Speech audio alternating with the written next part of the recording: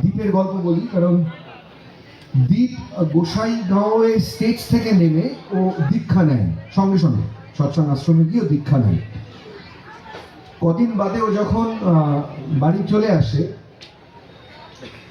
কয়েকদিন বাদে ওর একটা বিরাট অ্যাক্সিডেন্ট হয়, এবং অ্যাক্সিডেন্টে ওর হাতটা দেখলে বোঝা যাবে, ওর হাতটা দেখায় মানে প্রায় এখান থেকে এই পর্যন্ত কাটা পুরো হাতটা।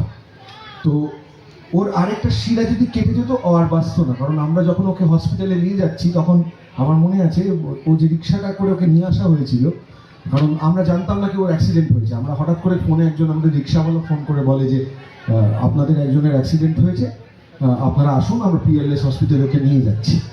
তো নিয়ে যাওয়ার পর আমরা যখন যে রিক্সাটা ছিল সেখান থেকে আমরা প্রায় মগ দিয়ে রক্ত তুলে তুলে ফেলেছিলাম আর কি, এরকম অবস্থা।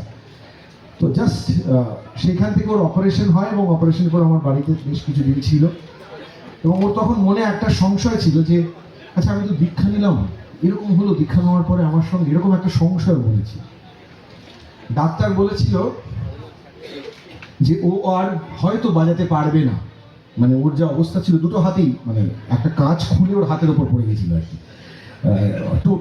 টোটো রিক্সার কাঁচ। ও একটা মেয়েকে, ছোট্ট বাচ্চা মেয়েকে বাঁচাতে গিয়ে ওর এইটা অবস্থা হয় আর কি। তো ডাক্তার বলেছিল যে ওর আর এরকম বাজাতে পারবে না। তো বাড়িতে আসার পর ওর মনে একটা অবিশ্বাস তৈরি হয়।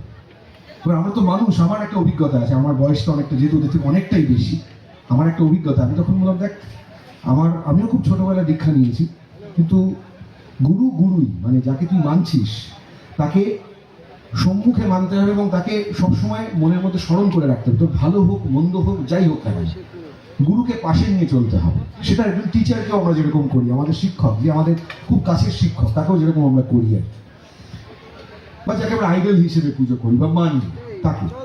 তো ঠিক আমি ওকে বললাম যে তুই অবিশ্বাস রাখিস না মনের মধ্যে, তুই বিশ্বাস নিয়ে ডাক।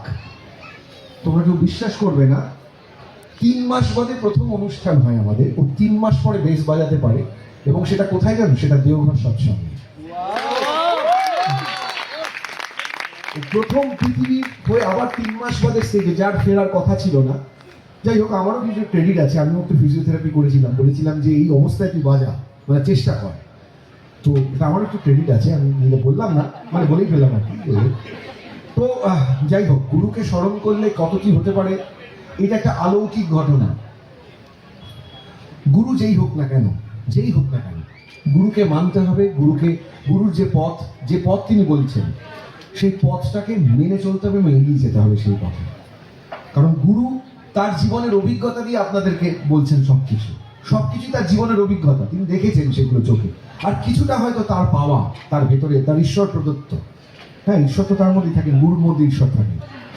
তো এই যে পথ, এই পথটা তার অভিজ্ঞতা থেকে পাওয়া। তাই আপনাদের যেভাবে, আমি জানি, এটা আপনাদের বলার কিছু নেই, আমি জানি আপনারা মেনে চলেন, এবং সেটা চিরকাল মেনে যাবেন, এবং তাই জন্য আপনারা ভালো আছেন সবাই।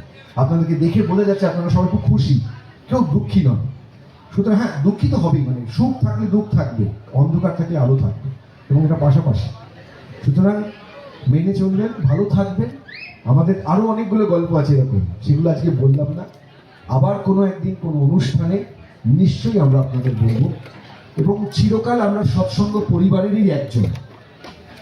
আপনারা চিরকাল আমাদেরকে ভাববেন যে কৌশিকদা এবং কৌশিকদা প্রত্যেকে, আমরা যারা রয়েছি, আমরা কিন্তু কেউ আমাদের গিমিকের জন্যই সাদা জামা কাপড়টা পরি না। এই সৎসঙ্গে এলে আমাদের ভালো লাগে সাদা জামা কাপড়টা পরতে, তাই আমরা সাদা জামা কাপড়টা পরে উঠি। এটা আমাদের ভালোবাসার জায়গা। সুতরাং এইটা কোনো স্টেজ গিমিক নয়, বা স্টেজের কোনো জায়গাই নয়। তাই সৎসঙ্গটা আমাদের পরিবার, আপনারাও আমাদের বৃহত্তর পরিবার সবাই। তাই পরিবারের মানুষ যখন চলে যায় তখন সবাইকে বলে যে আপনারা ভালো থাকবেন, আবার দেখা হবে। ঠিক আমিও যাওয়ার আগে আপনাদের বললাম ভালো থাকবেন, আবার দেখা হবে। করজোড়ে প্রণাম করি আপনাদের। জয়